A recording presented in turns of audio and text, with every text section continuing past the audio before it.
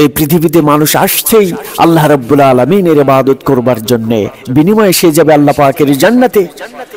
আল্লাহ পাকের ইবাদতগুলোর মধ্যে অন্যতম ইবাদত হচ্ছে সিজদা। এই সিজদা আল্লাহর অনেক পছন্দের। আমার প্রিয় ভাইয়েরা, আসমান আর জমিনে যা কিছু আছে সমস্ত কিছুই আল্লাহ পাককে সিজদা করে। সুবহানাল্লাহ। আল্লাহ রাব্বুল আলামিন বলেন, ওয়ালিল্লাহি ইয়াসজুদু মান ফিস সামাওয়াতি ওয়াল আরদি তাওআন ওয়া কারহা। আসমান আর জমিনে যা কিছু রয়েছে সমস্ত কিছুই ইচ্ছায় হোক অনিচ্ছায় হোক আল্লাহ রাব্বুল আলামিনকে সিজদা করে।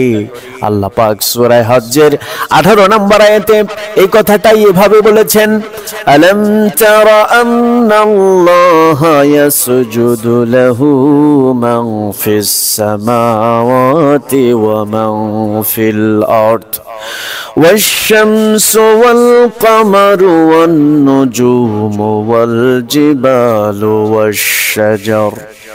নবী, আপনি কি দেখেন না আসমান আর জমিনে যা কিছু রয়েছে, চন্দ্র সূর্য তারকা গাছপালা আর পর্বতরাজি সমস্ত কিছুই আল্লাহ রাব্বুল আলামিনকে সিজদা করে।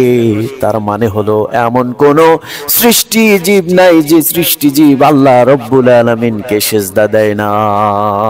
সুবহানাল্লাহ। সবাই আল্লাহ পাককে সিজদা দেয়। এজন্য বিশ্বনবী বলেছেন, আকরাবু মা ইয়াকুনুল আবদু মির রাব্বিহি ওয়া হুয়া সাজিদুন ফাআকসিরুদ দুআ। নবীজি বলেছেন, বান্দা যখন সিজদায় চলে যায়, বান্দা আল্লাহর সবচাইতে কাছে চলে যায়, আর এই মুহূর্তে তোমরা বেশি বেশি দোয়া করো। সুবহানাল্লাহ। সিজদার মধ্যে দোয়া কবুল হয়, এজন্য নবীজি সিজদার মধ্যে বেশি বেশি দোয়া করার কথা বলেছেন।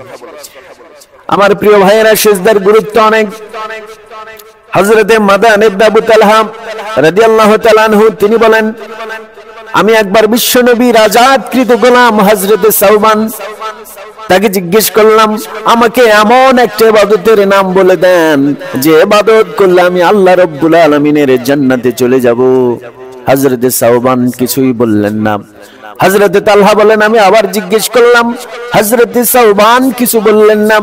তৃতীয়বার যখন হযরতে তালহা জিজ্ঞেস করলেন, হযরতে সাওবান বললেন, শোনো, আমি বিশ্বনবী জনাবে মুহাম্মদুর রাসূলুল্লাহ সাল্লাল্লাহু আলাইহি ওয়াসাল্লামকে এরকমটাই জিজ্ঞেস করেছিলাম।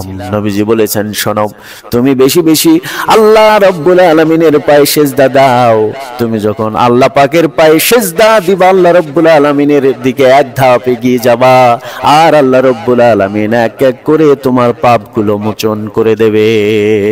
সুবহানাল্লাহ। সিজদা দিলে আল্লাহর নিকটবর্তী হওয়া যায়, আল্লাহর দিকে ধাপে ধাপে এগিয়ে যাওয়া যায়, আর আল্লাহ পাক সমস্ত পাপ রাশিগুলো মাফ করে দেবেন। সুবহানাল্লাহ।